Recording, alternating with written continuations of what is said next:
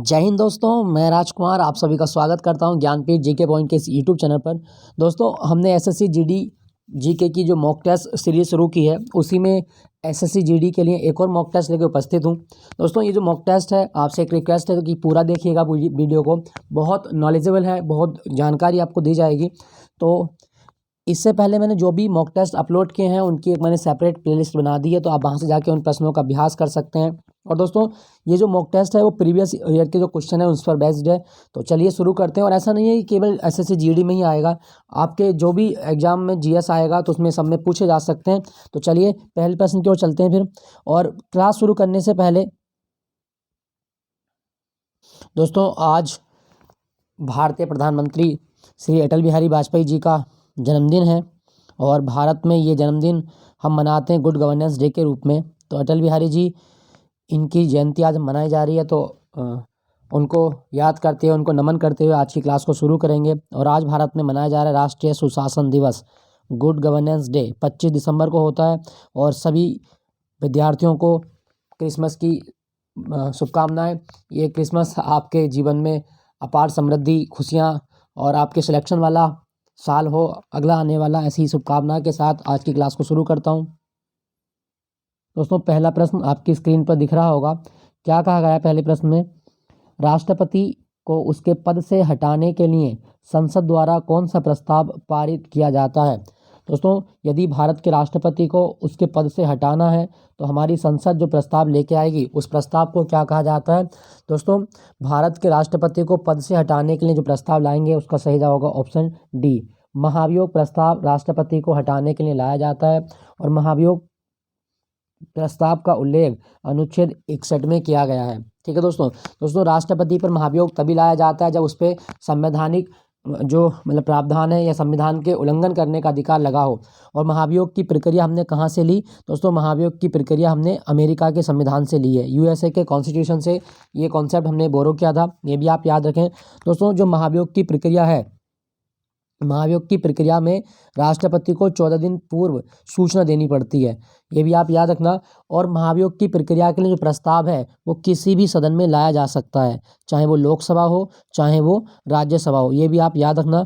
महाभियोग की प्रक्रिया जो है वो कौन से सदन में स्टार्ट होती है? तो आइदर हाउस, किसी भी सदन में स्टार्ट हो सकती है। ठीक है दोस्तों, इम्पीचमेंट प्रोसेस ये आप याद रखें। और दोस्तों, ये जो महाभियोग की प्रक्रिया है, महाभियोग की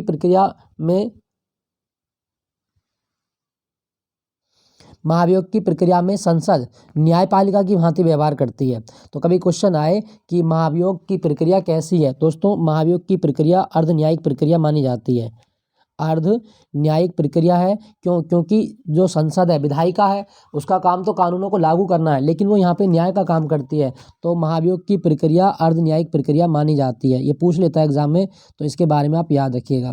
ठीक है दोस्तों, यहाँ पे लिखा गया है अविश्वास प्रस्ताव। अविश्वास प्रस्ताव केवल और केवल लोकसभा में लाया जाता है, केवल लोकसभा में अविश्वास प्रस्ताव लाया जाता है, ये आप याद रखना। और दोस्तों, अविश्वास प्रस्ताव जो है, इसके लिए 50 अनुमोदक या 50 समर्थक का होना जरूरी होता है, अनुमोदक नहीं, समर्थक का होना जरूरी होता है। ठीक है दोस्तों, ये आप याद रखिएगा। चलिए, आपके लिए क्वेश्चन है, अविश्वास प्रस्ताव का उल्लेख कहाँ पर किया गया है? संविधान में तो अविश्वास प्रस्ताव किसी आर्टिकल में नहीं लिखा गया, फिर हमें बताना है कि अविश्वास प्रस्ताव का उल्लेख कहाँ पर किया गया, एक कमेंट में बताना। और दोस्तों, आपसे एक रिक्वेस्ट है, जब आप प्रश्नों का उत्तर लिखें तो उत्तर पूरा लिखा करें, शॉर्ट में एकदम लिख दे तो बस छोटा सा आंसर पता नहीं चलता आपने आंसर किस चीज़ का दिया है, तो आप पूरा आंसर लिखे करें। ठीक है दोस्तों, चलिए अगले प्रश्न की ओर। तो इसका सही जवाब क्या होगा? राष्ट्रपति को पद से हटाने की क्रिया महाभियोग प्रस्ताव होती है। नेक्स्ट प्रश्न की ओर। स्कर्वी किस विटामिन की कमी से होता है? दोस्तों, स्कर्वी रोग का मतलब क्या है कि आपके जो मसूड़े हैं उनसे खून आता है और मसूड़ों में मुंह से सड़न होने लगेगी, बदबू होने लगेगी। तो स्कर्वी जो होता है ये विटामिन सी की कमी के कारण होता है, ऑप्शन डी, विटामिन सी। दोस्तों, विटामिन सी, इसका रासायनिक नाम क्या है? इसका केमिकल नाम होता है एस्कॉर्बिक अम्ल। विटामिन सी का रासायनिक नाम क्या है? तो एस्कॉर्बिक अम्ल विटामिन सी का रासायनिक नाम है। तो यहाँ पे आपको एक चार्ट दिख रहा होगा, chemical name of vitamin and deficiency disease. दोस्तों, सबसे पहले बात करें विटामिन ए, विटामिन ए को बोलते हैं retinol. Vitamin B thiamine, vitamin B2 riboflavin, vitamin B5 pantothenic, vitamin B6 pyridoxine, vitamin B7 biotin, vitamin B9 यह आपका folic acid, vitamin B12 cyanocobalamin, vitamin K इसको बोलते हैं हम फाइटो इसको बोलते हैं फ्लोक्विनोन, विटामिन ई टोकोफेरोल और विटामिन सी एस्कॉर्बिक अम्ल, विटामिन डी इर्गे कैल्सीफेरोल। तो कैल्सीफेरोल विटामिन डी का केमिकल नाम है। यहाँ पे कुछ रोग लिखे गए हैं जो विटामिन की कमी से होते हैं, ये थोड़ा सा जूम कर लेते हैं ये वाला भाग। तो विटामिन ए की कमी से नाइट ब्लाइंडनेस मतलब रतौंधी हो जाती है। विटामिन B1 की कमी से बेरी एक प्रकार का लकवा होता है। विटामिन B2 की कमी से यह होता है आपका अरिबोफ्लेविनोसिस। Vitamin B3 pellagra, vitamin B5 यह आपका पेरिस्थेसिया, विटामिन B6 एनीमिया हो जाता है, विटामिन B7 डर्मेटाइटिस या एंटराइटिस, विटामिन B9 और B12 इसको मेगेलोब्लास्टिक एनीमिया हो जाता है विटामिन B12 से। विटामिन B देखो स्कर्बी और swelling and germs, vitamin D rickets और ऑस्ट्रोमलेशिया, विटामिन ई लेस फर्टिलिटी जो महिलाएं होती हैं वो बांझ हो जाती हैं, विटामिन के नॉट क्लोटिंग ऑफ ब्लड का थक्का नहीं जमता विटामिन के की कमी के कारण। तो दोस्तों ये थे विटामिन के बारे में। अगर आपसे पूछा जाए कि विटामिन शब्द किसने दिया था, दोस्तों विटामिन शब्द दिया गया फंक के द्वारा। याद रखना ये बहुत इंपॉर्टेंट है, विटामिन शब्द किसने दिया था, कैश्मीर फंक के द्वारा विटामिन शब्द दिया गया है। और दोस्तों विटामिन क्या हमारे शरीर को ऊर्जा देते हैं? नहीं, विटामिन हमारे शरीर को ऊर्जा नहीं देते, ये हमारे शरीर में इम्यूनिटी को प्रदान करते हैं। विटामिन हमारे शरीर में इम्यूनिटी को प्रदान करते हैं, याद रखना। विटामिन कितने प्रकार के होते हैं? तो विटामिन 2 प्रकार के होते हैं। कौन कौन से? एक होते हैं आपके वाटर सोल्यूबल, जल में घुलनशील विटामिन। वाटर सोल्यूबल कौन कौन से होते हैं? तो विटामिन बी और विटामिन सी ये दोनों आपके वाटर सोल्यूबल होते हैं, और बाकी ए डी ई और के ये आपके फैट सोल्यूबल होते हैं। दोनों आप याद रखना, ये पूछ लेता है आपके एग्जाम में। तो नेक्स्ट प्रश्न की ओर चलते हैं। क्वेश्चन संख्या 3, पीएच स्केल का उदासीन मान कितना होता है? दोस्तों पीएच स्केल का जो न्यूट्रल वैल्यू है वो होती है 7 के बराबर। ऑप्शन डी 7 के बराबर होता है पीएच स्केल। पीएच स्केल की न्यूट्रल वैल्यू ये आप 7 दिख रहा होगा आपको यहाँ पे, तो ये न्यूट्रल होती है। 7 से कम आप जाएंगे तो ये एसिडिक होता जाता है, और 7 से ज़्यादा आप जाएंगे तो ये अल्कलाइन होता जाता है, मतलब क्षारीय गुण होता जाता है। और दोस्तों पीएच स्केल में पीएच की फुल फॉर्म क्या होती है? पीएच स्केल में पीएच की फुल फॉर्म है पोटेंशियल ऑफ हाइड्रोजन। दोनों आप याद रखना, पोटेंशियल ऑफ हाइड्रोजन, ये पूछ लेता है एग्जाम में। तो पीएच स्केल में इसका मतलब होता है पोटेंशियल ऑफ हाइड्रोजन। और पीएच स्केल किसने बनाया था? सोरेनसन के द्वारा बनाया गया था। पीएच स्केल सोरेनसन के द्वारा बनाया गया था। नेक्स्ट प्रश्न की ओर चलते हैं। दोस्तों क्वेश्चन संख्या 4, उच्चतम गुणवत्ता वाला कठोर कोयला निम्नलिखित में से कौन सा है? दोस्तों कोयले की सबसे अच्छी किस्म मानी जाती है एंथ्रासाइट। तो इसका सही जवाब होगा आपका ऑप्शन ए एंथ्रासाइट। और एंथ्रासाइट के बाद में बिटुमिनस जो सामान्य कोयला होता है, तो बिटुमिनस ये। उसके बाद में आपका लिग्नाइट कोयला, बिटुमिनस ये है, लिग्नाइट ये है, लिग्नाइट कोयला। और इसके बाद में पीत कोयला। कैसे याद रखेंगे दोस्तों आप इसको, कोयले की किस्मों को? तो दोस्तों आप याद रखिएगा ABLP, A for anthracite, bituminous, lignite और पीत कोयला। सबसे अच्छी क्वालिटी का कोयला होता है एंथ्रासाइट, और सबसे बेकार किस्म का कोयला पीत कोयला। ठीक है दोस्तों क्या आपको पता है कि भारत में लिग्नाइट कोयले के भंडार सबसे ज़्यादा कहाँ मिलते हैं? तो भारत में लिग्नाइट कोयले के भंडार नवेली में मिलते हैं, और नवेली जो है तमिलनाडु में स्थित है। याद रखना, नवेली में जो है वो लिग्नाइट कोयले के भंडार है तमिलनाडु में। दोस्तों एक मैप है, और यहाँ पे भारत के कुछ कोयला क्षेत्र लिखे गए हैं, जैसे रानीगंज कोयला क्षेत्र ये पश्चिम बंगाल में है, और ये भारत का पहला कोयला क्षेत्र था। ये आप याद रखना, रानीगंज कोयला क्षेत्र पश्चिम बंगाल। नीचे लिखा गया तलचर जो कोयला क्षेत्र ये उड़ीसा का है, तलचर कोयला क्षेत्र उड़ीसा। यहाँ पे लिखा गया झरिया और बोकारो, दोस्तों ये झारखंड का है। झारखंड का झरिया ये कोयले के लिए बड़ा प्रसिद्ध है, बहुत पूछा जाता है एग्जाम में। सिंगरौली, देखो सिंगरौली ये मध्य प्रदेश में आता है, ये जो सिंगरौली है मध्य प्रदेश में है। पेंच और कान्हा ये भी मध्य प्रदेश में है। सिंगरेनी तेलंगाना में है, और यह है आपका लिग्नाइट कोयले के भंडार तमिलनाडु। तो लिग्नाइट कोयले के भंडार कहाँ मिलते हैं भारत में? तमिलनाडु। तो झरिया झारखंड, रानीगंज पश्चिम बंगाल, तलचर उड़ीसा, सिंगरौली मध्य प्रदेश, पेंच कान्हा मध्य प्रदेश, सिंगरेनी तेलंगाना, और लिग्नाइट कोयले के भंडार मिलेंगे आपको तमिलनाडु में। तो ये सारे बिंदु आप याद रखिएगा। ठीक है दोस्तों आपको बताना है कि कोयले की खदानों से कौन सी गैस निकलती है। इसका सही जवाब क्या होगा? सबसे उच्च क्वालिटी का कोयला होता है एंथ्रासाइट। इसमें कार्बन की मात्रा कितनी होती है? 98%। नेक्स्ट प्रश्न की ओर। निम्नलिखित में से किस पर उत्पाद शुल्क लगाया जा सकता है। तो दोस्तों उत्पाद शुल्क किस पर लगता है ये हमें बताना है। तो दोस्तों आप याद रखिएगा कि उत्पाद शुल्क केवल निर्मित उत्पाद पर लगता है। तो इसका सही जवाब क्या होगा, ऑप्शन डी, निर्मित उत्पाद पर लगता है उत्पाद शुल्क। ये आपका ऑप्शन डी है, ये आप याद रखिएगा। ठीक है दोस्तों चलो आपको एक क्वेश्चन बताना है। भारत में आयकर का जनक कौन है। भारत में आयकर का जनक कौन है और आयकर दिवस भारत में कब होता है, ये मुझे बताना है कमेंट में लिख के। क्वेश्चन का आंसर पूरा लिखिएगा, शॉर्ट में मत लिखना, बस एक रिक्वेस्ट है आपसे।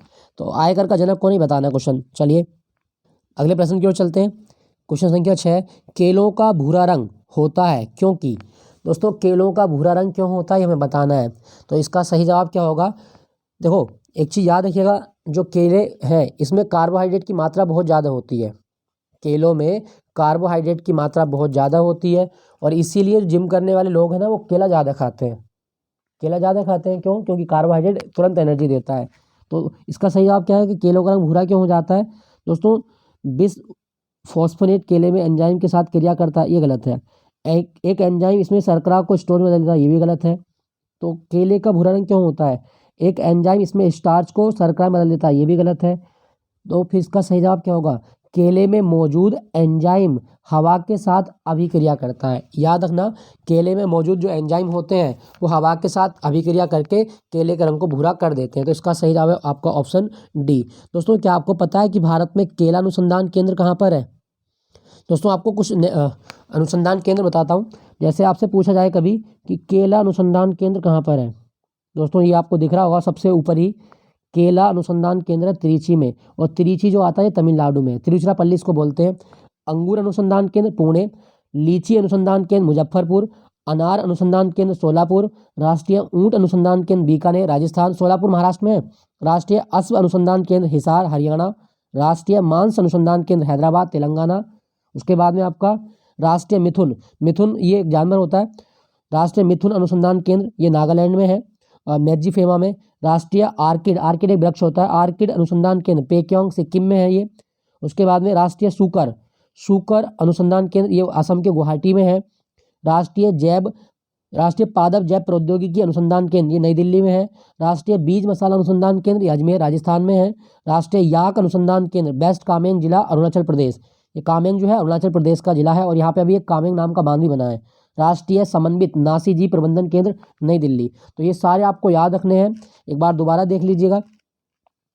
केला अनुसंधान केंद्र त्रिची, अंगूर अनुसंधान केंद्र पुणे महाराष्ट्र, लीची अनुसंधान केंद्र बिहार का मुजफ्फरपुर, अनार अनुसंधान केंद्र सोलापुर, राष्ट्रीय ऊंट अनुसंधान केंद्र बीकानेर, घोड़ा अनुसंधान केंद्र हिसार हरियाणा, मांस अनुसंधान केंद्र हैदराबाद, मिथुन अनुसंधान केंद्र नागालैंड, आर्किड अनुसंधान केंद्र सिक्किम, सूकर अनुसंधान केंद्र गुवाहाटी में है, ये आप याद रखें। राष्ट्रीय पादप जैव प्रौद्योगिकी अनुसंधान केंद्र नई दिल्ली, राष्ट्रीय बीज मसाला अनुसंधान केंद्र अजमेर राजस्थान में है, और राष्ट्रीय याक अनुसंधान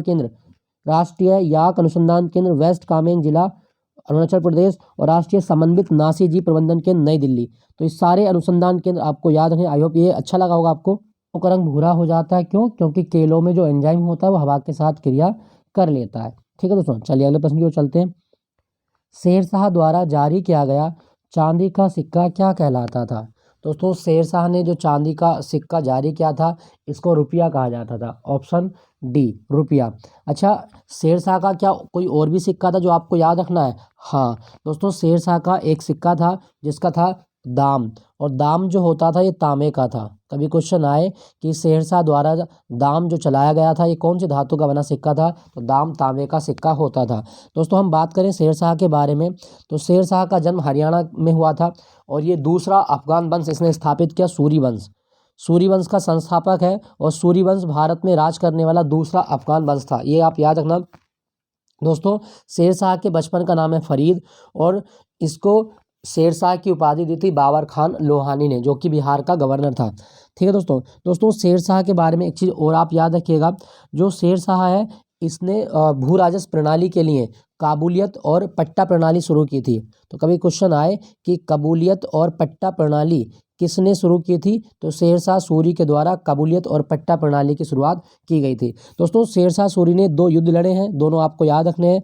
चौसा का युद्ध 1539 में लड़ा इसने हुमायूं के साथ, 1539 में चौसा का युद्ध हुआ और हुमायूं को इसमें हरा दिया गया। उसके बाद में हुमायूं के साथ ही दूसरा युद्ध इसने लड़ा, कन्नौज का युद्ध, और कन्नौज का युद्ध हुआ था 1540 में। इसमें भी हुमायूं की हार हुई। ये दोनों आप याद रखिएगा। दोस्तों, जो शेरशाह है इसका मकबरा कहाँ पर है? तो शेरशाह का मकबरा बिहार के सासाराम में है।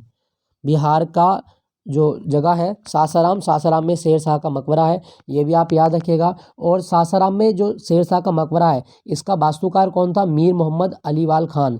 मीर मोहम्मद अलीवाल खान, इसने शेरशाह के मकबरे का डिज़ाइन तैयार किया था, अलीवाल खान। और दोस्तों एक चीज़ मैं आपको और बता दूं, जो शेरशाह है इसने जीटी रोड का निर्माण भी करवाया था, जीटी रोड का निर्माण करवाया। चलो एक चीज़ और आप याद रखिएगा कि एक है आपका शेरशाह सूरी मार्ग। शेरशाह सूरी मार्ग ये कौन से नेशनल हाईवे से गुजरता है? तो आप याद रखना, नेशनल हाईवे 1, नेशनल हाईवे 1 से गुजरता है शेरशाह सूरी मार्ग, याद रखना। और दोस्तों शेरशाह सूरी के समय में ही 1540 ईस्वी में मलिक मोहम्मद जायसी ने पद्मावत की रचना की थी। ये आप याद रखना कि पद्मावत किसके टाइम में लिखा गया? तो जायसी के द्वारा शेरशाह के समय में ही पद्मावत की रचना की गई है। नेक्स्ट प्रश्न की ओर चलते हैं। तो शेरशाह सूरी ये इसने रुपया चलाया था भारत में। ठीक है दोस्तों, चलिए अगले प्रश्न की ओर। इसमें कहा गया किस भारतीय राज्य में बांस की टपक सिंचाई व्यवस्था बहुत लंबे समय से प्रयोग की जाती है? तो दोस्तों बांस की टपक सिंचाई पद्धति जो प्रयोग की जाती है भारत में, इसका सही जवाब है वो मेघालय में प्रयोग की जाती है, मेघालय। ठीक है दोस्तों मेघालय कब बना था? तो 21 जनवरी 1972 को मेघालय की स्थापना की गई थी एक राज्य के रूप में। 21 जनवरी 1972। मेघालय की राजधानी शिलोंग है और शिलोंग को पूर्व का स्कॉटलैंड कहा जाता है। कभी क्वेश्चन आए कि पूर्व का स्कॉटलैंड किसे कहा गया? दोस्तों मेघालय की राजधानी शिलोंग को पूर्व का स्कॉटलैंड कहा जाता है, शिलोंग। और एक क्वेश्चन आपको और याद रखना है, जो मेघालय इसका एक डांस है लाहो, लाहो डांस, ये मेघालय में किया जाता है। और दोस्तों मेघालय में 3 पहाड़ी भी हैं, गारो, खासी, जैंतिया, गारो, खासी, जैंतिया, ये आप याद रखेंगे। तीनों पहाड़ी आपके एग्जाम में पूछी जाती हैं। और मेघालय में एक त्यौहार मनाया गया था वांगाला, वांगाला त्यौहार कहाँ मनाया जाता है? तो मेघालय में। और यहाँ पे क्लाउडेड लेपर्ड नेशनल पार्क भी है, क्लाउडेड लेपर्ड नेशनल पार्क वो मेघालय में ही है। बादलों का घर कहा जाता है इसे। दोस्तों चलो आपके लिए क्वेश्चन है, ये सही बताना कि क्लाउडेड लेपर्ड नेशनल पार्क है कहाँ पर? क्लाउडेड लेपर्ड नेशनल पार्क है कहाँ पर? ये आपके लिए क्वेश्चन है। मुझे लग रहा है कि मैं थोड़ा श्योर नहीं हूँ इसमें। तेलंगाना कब बना था? 2 जून 2014 को तेलंगाना बना था, तेलंगाना 2 जून 2014। छत्तीसगढ़ की स्थापना याद रखेंगे, 1 नवंबर सन 2000 को छत्तीसगढ़ की स्थापना हुई, 1 नवंबर सन 2000। महाराष्ट्र लिखा गया है दोस्तों, महाराष्ट्र की स्थापना हुई थी 1 मई 1960 को, 1 मई 1960 को महाराष्ट्र की स्थापना की गई। और महाराष्ट्र का डांस याद रखना, लावणी, लावणी डांस ये महाराष्ट्र में किया जाता है। नेक्स्ट प्रश्न की ओर चलते हैं। पुरंदर की संधि किसके बीच हुई थी? दोस्तों पुरंदर की संधि ये जो मुगल सेनापति है जयसिंह प्रथम और शिवाजी के बीच हुई थी। तो इसका सही जवाब क्या होगा? जयसिंह और शिवाजी। जयसिंह जो है ये मुगल है और शिवाजी मराठा है, तो ऑप्शन बी, मुगलों और मराठा के बीच हुई थी। कब हुई थी पुरंदर की संधि? दोस्तों सन 1776 में हुई थी। शिवाजी और जो जयसिंह है इसके बीच पुरंदर की संधि 1776 में हुई थी, 1 मार्च को, याद रखिएगा पुरंदर की संधि। नेक्स्ट प्रश्न की ओर चलते हैं। काजीरंगा नेशनल पार्क भारत के किस राज्य में स्थित है? दोस्तों काजीरंगा नेशनल पार्क ये एक सींग का जो गैंडा होता है उसके लिए प्रसिद्ध है। तो काजीरंगा नेशनल पार्क है कहाँ पर? एक सींग का गैंडा, तो ये असम में है आपका। काजीरंगा नेशनल पार्क ये असम में है, तो सही जवाब होगा आपका ऑप्शन सी। और एक चीज़ याद रखना कि काजीरंगा नेशनल पार्क से कौन सी नदी होकर गुजरती है? ब्रह्मपुत्र नदी होकर गुजरती है काजीरंगा नेशनल पार्क से। और काजीरंगा यूनेस्को की सूची में भी शामिल है, याद रखिएगा। दोस्तों असम की बात करें तो असम में काजीरंगा है, मानस नेशनल पार्क है, ये भी आप याद रखना। रायमोना नेशनल पार्क पूछता है आपके एग्जाम में, तो रायमोना नेशनल पार्क भी असम में है। और दिहिंग पटकई नेशनल पार्क असम में है, दिहिंग पटकई नेशनल पार्क ये असम में है। और आपको पूछेगा Dibru Saikhowa national park, Orang national park, ये सारे आपके असम में है। बिहार की बात करें तो बिहार में एक टाइगर रिजर्व है जिसका नाम है Valmiki tiger reserve, Valmiki tiger reserve, ये कहाँ पर है? दोस्तों बिहार में है। मध्य प्रदेश में पेंच पन्ना, पन्ना टाइगर रिजर्व बहुत इंपॉर्टेंट है, ये आपको याद रखना। पन्ना की खाने भी है जो हीरे के लिए प्रसिद्ध है। बांधवगढ़ टाइगर रिजर्व मध्य प्रदेश में ही है, Bandhavgarh tiger reserve. Kanha Kisli Kanha Kisli national park कहाँ पर है? तो कान्हा-किसली नेशनल पार्क है आपका मध्य प्रदेश में। और अभी जो चीता के लिए बना था वो था आपका कूनो नेशनल पार्क। तो ये भारत का पहला चीता रिजर्व बना है, ये भी मध्य प्रदेश में है। मध्य प्रदेश में बाघ की गुफाएं आप याद रखना, बाघ की गुफा कहाँ पर है? मध्य प्रदेश में। और भारत के टाइगर स्टेट किसे कहा जाता है? तो भारत का टाइगर स्टेट मध्य प्रदेश को कहा जाता है। राजस्थान, यहाँ पे सरिस्का टाइगर रिजर्व है, राजस्थान में सरिस्का टाइगर रिजर्व। और उसके उसमें एक है आपका सरिस्का है, एक है आपका केवलादेव पक्षी विहार, ये कहाँ पर है? राजस्थान में केवलादेव पक्षी विहार, ये भी आप याद रखना। और दोस्तों एक और पूछेगा आपसे, रामगढ़ बिसधारी टाइगर रिजर्व कहाँ पर है?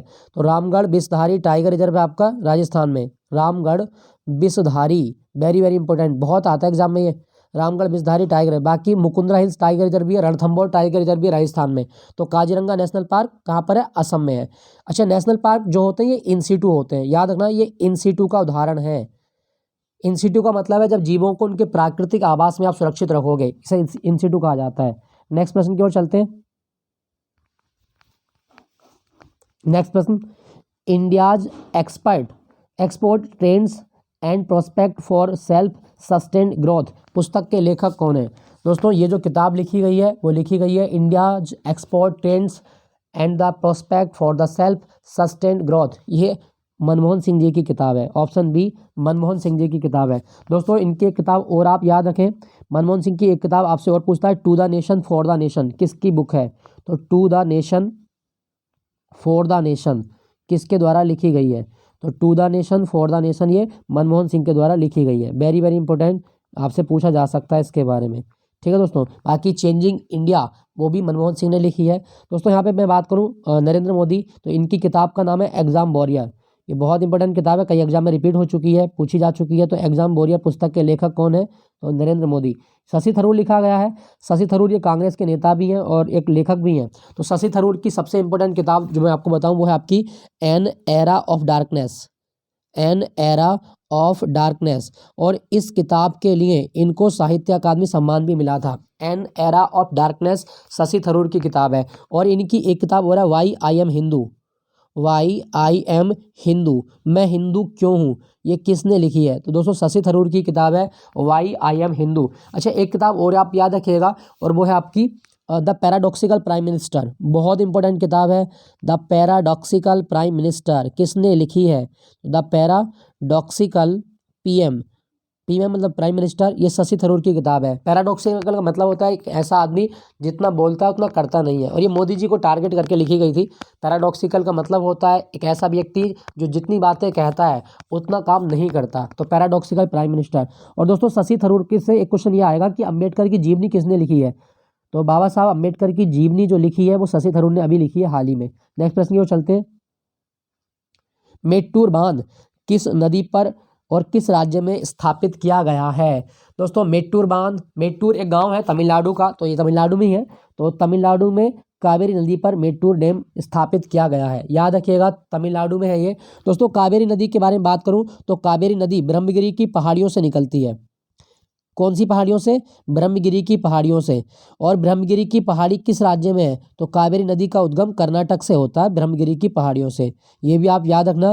कावेरी को दक्षिण भारत की गंगा कहा जाता है, और ये दक्षिण भारत की एकमात्र ऐसी नदी है जो सदा नीरा है, पेरिनियल रिवर है, पूरे साल भर पानी रहता है इसमें, कावेरी नदी। दोस्तों कावेरी नदी के बारे में एक बिंदु और याद रखना कि जो कावेरी नदी है ये कौन से झरने का निर्माण करती है? तो कर्नाटक में एक झरना है जिसका नाम है शिवा समुद्रम जलप्रपात, ये बहुत इंपॉर्टेंट है, पूछ लेता है एग्जाम में। शिवा समुद्रम जलप्रपात ये कहाँ पर है? तो ये कावेरी नदी पर कर्नाटक में है, ठीक है दोस्तों। तो ये सारी चीज़ आप याद रखें। तमिलनाडु का नया साल याद रखिएगा पुथांडु, कभी क्वेश्चन आए कि पुथांडु किस राज्य का नया साल है? तमिलनाडु का नया साल है पुथांडु, ये भी आप याद रखें। दोस्तों यहाँ पे लिखा गया है नर्मदा नदी ये एस्चुरी का निर्माण करती है, और नर्मदा नदी मैकाल पर्वत श्रेणी के अमरकंटक से निकलती है, मैकाल पर्वत श्रेणी के अमरकंटक से निकलती है नर्मदा नदी, और ये जबलपुर में एक झरने का निर्माण करती है जिसका नाम है धुआंधार जलप्रपात।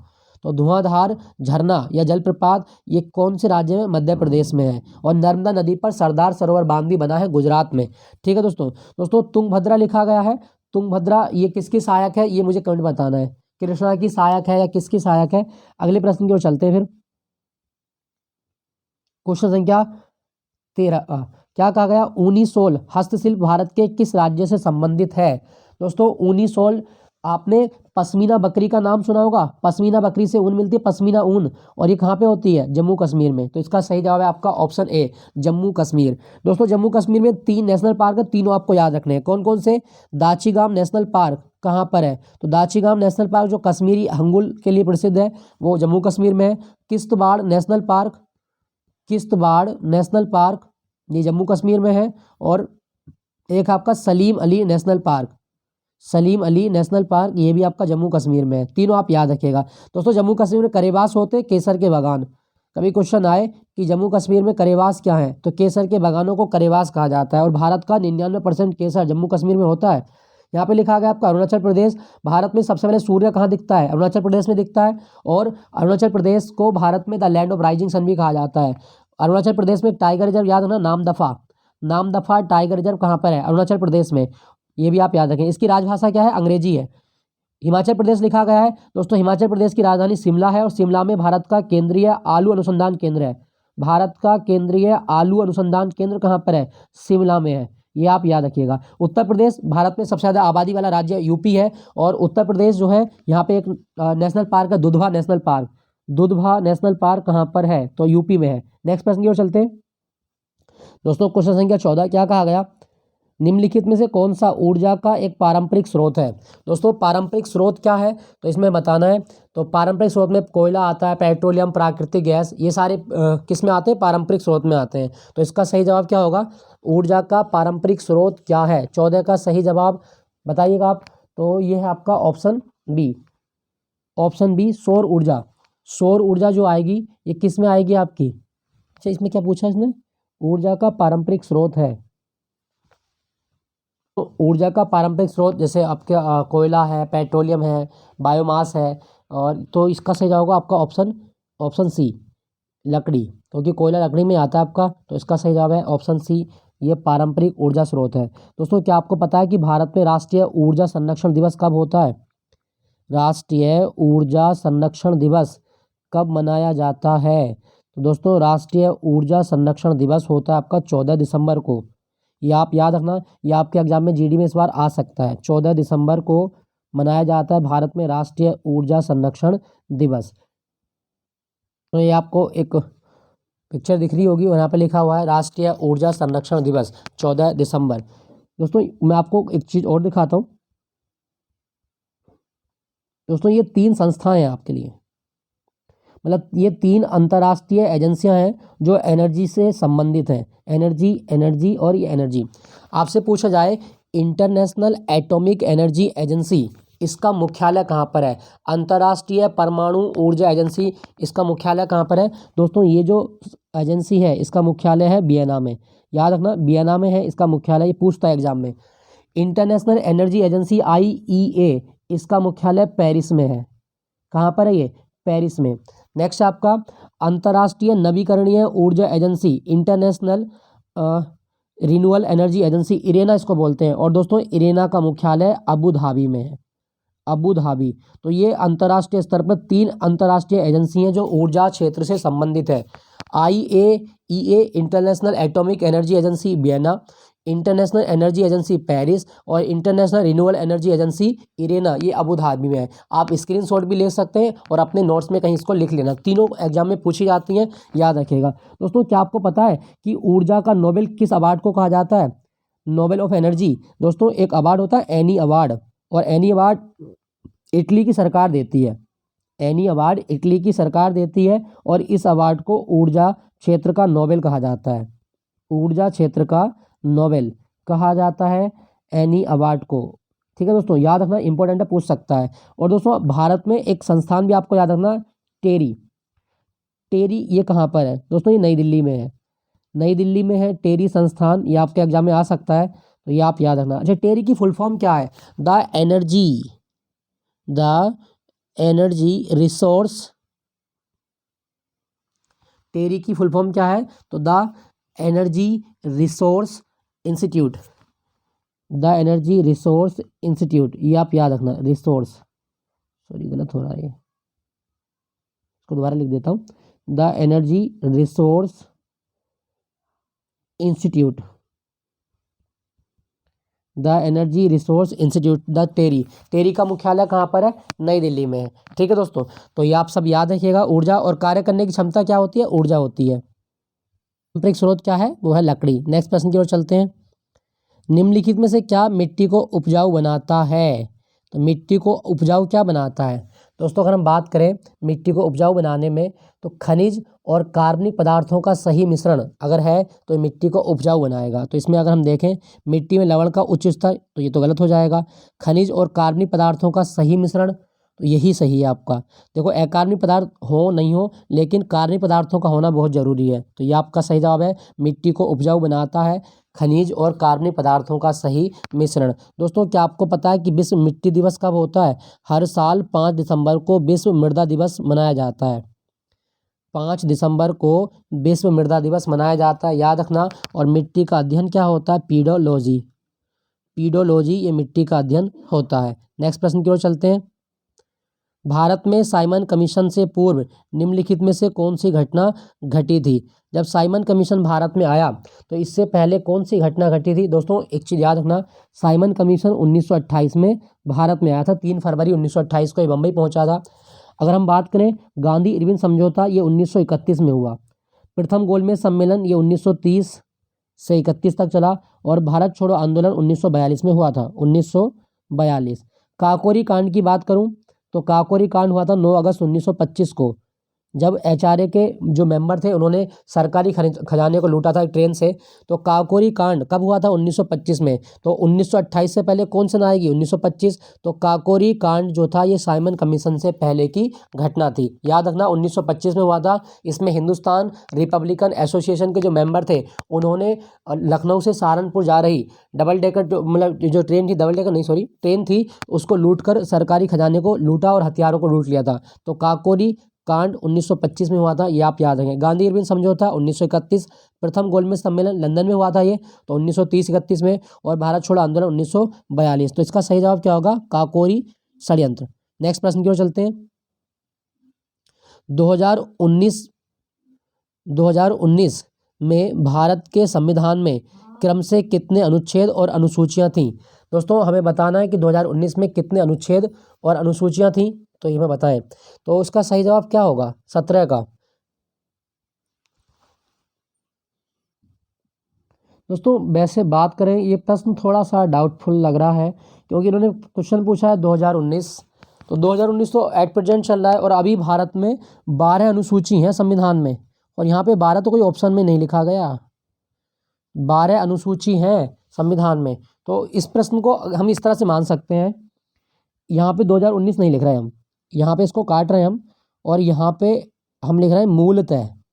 2019 को हम काट के एक शब्द आपको बता रहे हैं, ये शब्द हमने काट दिया, अब ये शब्द आपके लिए नहीं है। और यहाँ पे हमने शब्द लिखा मूलतः। मूलतः मतलब जब भारत का संविधान लागू हुआ तो मूलतः कितनी अनुसूचियां थी, ये हमें बताना है। भारतीय संविधान जब लागू हुआ तो मूलतः कितनी अनुसूचियां थीं भारत के संविधान में, ये हमें बताना है। तो दोस्तों जब भारत का संविधान लागू हुआ तो भारत में 395 तो अनुच्छेद थे, 395 अनुच्छेद और 8 अनुसूची थी। 26 जनवरी 1950 को जब संविधान लागू हुआ तो 395 अनुच्छेद और 8 अनुसूची थी। तो इस तरह से इसका सही आंसर क्या बन जाएगा? वो बन जाएगा आपका ऑप्शन डी। ऑप्शन डी 395 अनुच्छेद और 8 अनुसूची। संविधान दिवस कब होता है भारत में? दोस्तों 26 नवंबर को भारत में संविधान दिवस मनाया जाता है। ये भी आप याद रखना। क्यों मनाया जाता है 26 नवंबर को? क्योंकि 26 नवंबर 1949 को संविधान सभा ने संविधान को स्वीकार किया था। किसी कठोर वस्तु से टकराने पर घंटी जैसी ध्वनि उत्पन्न करने के धातुओं के गुण को क्या कहा जाता है? दोस्तों कोई धातु जब किसी कठोर से टकराती है तो वो ध्वनि उत्पन्न करती है, और इस गुण को कहा जाता है सोरोनिटी। क्या कहा जाता है? सोरोनिटी कहा जाता है। इसे हिंदी में बोलते हैं ध्वन्यात्मकता। सोरोनिटी या ध्वन्यात्मकता। दोस्तों अगर मैं आपसे पूछूं कि दुनिया में सबसे भारी धातु कौन सी है, अगर आपसे कभी क्वेश्चन आए कि भारी धातु कौन सी है, दोस्तों ओस्मियम। ओस्मियम सबसे भारी धातु होती है, याद रखना। ओस्मियम सबसे भारी धातु है। कभी आए आपके एग्जाम में तो उसको आप लगा सकते हैं। अच्छा सबसे हल्की पूछेगा तो दोस्तों सबसे हल्की धातु होती है लिथियम। सबसे हल्की धातु है लिथियम, याद रखना ये हल्की होती है आपकी। और कौन सी धातु चाकू से काटी जा सकती है? तो दोस्तों सोडियम। सोडियम एक ऐसी धातु है जिसको आप चाकू से काट सकते हैं, चाकू से काटी जा सकती है, वो है आपकी सोडियम धातु। ठीक है दोस्तों आपको एक चीज़ और बता दूं कि भविष्य की धातु किसे कहा जाता है? भविष्य की धातु किसे कहा जाता है? तो टाइटेनियम को भविष्य की धातु कहा जाता है। टाइटेनियम को भविष्य की धातु कहा गया है, ये आप याद रखें। क्या धातुओं में आप करंट फ्लो करा सकते हैं? तो आपका जवाब होगा हाँ, धातुओं में करंट फ्लो हो सकता है। क्यों? क्योंकि धातु में मुक्त इलेक्ट्रॉन पाए जाते हैं।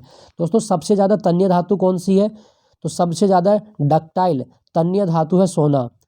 सबसे ज़्यादा तन्य धातु सोना है और 1 ग्राम सोने से लगभग 2 किलोमीटर लंबा तार बनाया जा सकता है, याद रखिएगा। तो सबसे कठोर धातु आपकी वो है, सॉरी कठोर धातु नहीं, सबसे तन्य धातु वो है आपकी सोना, ये भी आप याद रखें। ठीक है दोस्तों, सोना किस में खुलता है? एक्वेरेजिया में।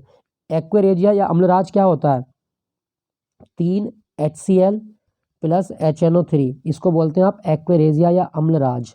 नेक्स्ट प्रश्न की ओर चलते हैं। तो देवप्रयाग में भागीरथी और अलकनंदा से मिलती है। दोस्तों देवप्रयाग में गंगा बनती है और गंगा जो बनेगी वो कहाँ पर बनेगी? दोस्तों देवप्रयाग में भागीरथी और अलकनंदा का संगम होता है। तो सही जवाब क्या होगा? भागीरथी और अलकनंदा के संगम पर देवप्रयाग है और यहाँ से गंगा बनती है। दोस्तों यहाँ पे एक आप मैप देख रहे होंगे, तो ये एक मैप है और इसमें क्या है देखो, सबसे पहले आपको याद है एक ग्लेशियर है सतोपंथ ग्लेशियर। सतोपंथ ग्लेशियर से एक नदी का उद्गम होता है और वो है आपकी अलकनंदा नदी। अब अलकनंदा नदी ये जैसे जैसे नीचे आती रहेगी, इसमें कई सारी नदियाँ इसमें मिलती रहेंगी। तो अलकनंदा आ रही है ये वाली भाग से, अलकनंदा के ये जो बाएं साइड है यहाँ से आती है धौली गंगा नदी, और धौली गंगा और अलकनंदा का संगम होता है विष्णुप्रयाग में, विष्णुप्रयाग। फिर अलकनंदा नदी आगे बढ़ती है और यहाँ पे आके मिलेगी इससे नंदाकिनी नदी, ये वाला भाग नंदाकिनी नदी, और नंदाकिनी में है नंदप्रयाग। उसके बाद में कर्णप्रयाग, कर्णप्रयाग में आके अलकनंदा से मिलेगी पिंडर नदी, पिंडर नदी हो गई आपकी। उसके बाद में आपका ये नीचे रुद्रप्रयाग। दोस्तों यहाँ से आती है आपकी मंदाकिनी नदी, मतलब गंगोत्री के पास से ही निकल के आती है मंदाकिनी नदी, और मंदाकिनी नदी अलकनंदा से मिलती है रुद्रप्रयाग में, और गंगोत्री ग्लेशियर से निकल के आती है भागीरथी नदी, और भागीरथी नदी और अलकनंदा का संगम यहाँ पे होता है देवप्रयाग में। देवप्रयाग में बनती है आपकी गंगा, फिर गंगा फिर हरिद्वार से होती हुई, गढ़ से होती हुई ये यूपी में एंटर कर लेती है। तो ये सब चीज़ें आपको याद रखनी है। पंचप्रयाग देखो, देवप्रयाग और कब बनेगा? भागीरथी और अलकनंदा के संगम पर विष्णुप्रयाग, अलकनंदा और धौलीगंगा के संगम पर नंदप्रयाग, नंदाकिनी और अलकनंदा के संगम पर कर्णप्रयाग, अलकनंदा और पिंडर के संगम पर रुद्रप्रयाग, अलकनंदा और मंदाकिनी के संगम पर। आप एक कॉमन नदी दिख रहे होंगे, अलकनंदा नदी ही पंचप्रयाग में भाग लेती है। तो ये सारी बातें आपको याद रखनी है। तो दोस्तों देवप्रयाग में भागीरथी और अलकनंदा का संगम होता है और यहीं पे क्या बनती है? आपकी गंगा। गंगा को राष्ट्रीय नदी कब बनाया गया था? 2008 में गंगा को राष्ट्रीय नदी बनाया गया था। नेक्स्ट प्रश्न की ओर। कंधार के द्विभाषी शैल शिलालेख किन 2 भाषाओं में लिखे गए हैं? दोस्तों कंधार के जो शिलालेख हैं अशोक के शिलालेख हैं, और इनमें जो भाषा का प्रयोग हुआ वो ग्रीक और आर्मिक लिपि का प्रयोग हुआ है। तो ये हमें बताना है कौन सी भाषा में लिखे गए हैं। तो इसका सही जवाब क्या होगा? ऑप्शन बी, ग्रीक और आर्मेक भाषा में कंधार के अभिलेख लिखे गए हैं। दोस्तों अगर मैं बात करूं, ये अशोक के शिलालेख हैं, और अशोक को देवानाम प्रियदर्शी भी भारत में कहा गया है, देवानाम प्रियदर्शी। और अशोक के शिलालेख किसने पढ़े थे? तो दोस्तों अशोक के शिलालेख सबसे पहले पढ़े थे जेम्स प्रिंसेप ने, जेम्स प्रिंसेप ने अशोक के शिलालेख पढ़े थे, ये आप याद रखिएगा। अशोक को शिलालेखों का जनक कहा जाता है, देवानाम प्रियदर्शी, और इसको सम्राट की उपाधि भी मिली है। तो ये क्वेश्चन थे आज के आपके 20 प्रश्न। आई होप ये सेशन आपको अच्छा लगा होगा। दोस्तों अच्छा लगा हो तो आपसे एक रिक्वेस्ट है, चैनल को सब्सक्राइब जरूर कर लें, और ये मत कहना कि वीडियो लंबी हो गई है, क्योंकि आपको बहुत नॉलेज भी मिली होगी। अगर आपके एग्जाम में अगर 8-10 क्वेश्चन भी आ गए तो आपके लिए बहुत सफिशिएंट हो जाएगा। एक ही क्लास से अगर इतने सारे प्रश्न आ गए 8-10, तो आप बल्ले बल्ले हो जाएगी फिर तो आपकी। तो ये आप याद रखें, और आपको ये सेशन कैसा लग रहा है एक कमेंट में आप लिख सकते हैं। ये सीरीज़ कंटिन्यू रखें या नहीं, ये आप मुझे कमेंट बताइएगा। और वीडियो पूरी देखने के लिए धन्यवाद। Thank you for watching Gyanpeeth ji के पॉइंट। जल्दी मिलूंगा अगले मॉक टेस्ट के साथ।